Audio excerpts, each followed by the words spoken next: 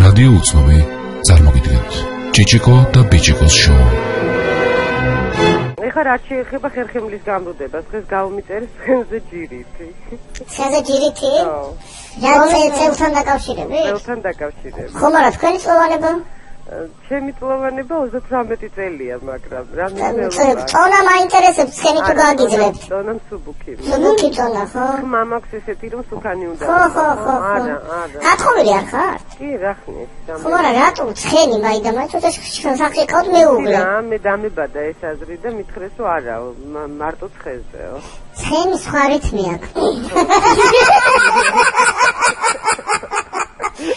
ყოველ სამუშაო დღეს საღამოს 6-დან 7 საათამდე რადიო უცნობის ეთერში ჭიჭიკო და ბიჭიკოს შოუ.